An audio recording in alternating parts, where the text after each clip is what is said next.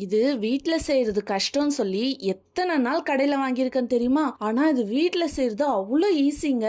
எப்படி செய்யறதுன்னு பார்க்கலாமா? அதுக்கு நான் 1 லிட்டர் பாலை நல்லா காய்ச்சி அதில் ஒரு லெமனை பிழிஞ்சி ஊற்றி அது நல்லா திரிஞ்சு வந்ததுக்கு அப்புறம் அதை நல்லா வடிகட்டி 2-3 தண்ணியில நல்லா கழுவி எடுத்துக்கிறேன். அப்போதான் புளிப்பு இருக்காது. இப்போ இது நல்லா ஒரு 5-10 நிமிஷம் நல்லா பிசையணும். அப்பதான் இந்த மாதிரி ஒட்டி வரும், இல்லைன்னா உடஞ்சி போயிடும். இப்போ உருண்டை பிடிச்சதை இந்த மாதிரி ஃபிளாட் பண்ணிட்டு 1 கப்பு சர்க்கரை தண்ணி போட்டு அதில் நல்லா இதை வேக விட்டுடணும். வேக விட்டதை தனியாக எடுத்து வச்சுட்டு ஒரு மிக்சியில் முந்திரி, பாதாம், பிஸ்தா இதெல்லாம் போட்டு நல்லா அரைச்சிட்டு பால் மறுபடியும் 1/2 லிட்டர் பால் நல்லா கொதிக்க வச்சு அதில் சர்க்கரை, ஏலக்காய் தூள், அதுக்கப்புறம் நான் மஞ்சள் ஆட் பண்ணியிருக்கேன். உங்ககிட்ட குங்குமப்பூ இருந்தால் அதை ஆட் பண்ணிக்கலாம். அதுக்கப்புறம் அரைச்சி வச்ச நட்ஸ் எல்லாம் போட்டு நல்லா கொதிக்க விட்டு நம்ம செய்து வச்சிருக்கிற ரசமலாயில் போட்டுட்டோன்னா அவ்வளோ சூப்பராக இருக்கும். ஊறினதுக்கப்புறம் சாப்பிட்டு பாருங்க, அவ்வளோ அல்டிமேட்டாக இருக்கும். எனக்கு ரொம்ப பிடிச்சது. இந்த மாதிரி வீடியோஸ் கிருஷிகாரால் சப்ஸ்கிரைப் அண்ட் ஃபாலோ பண்ணிடுங்க.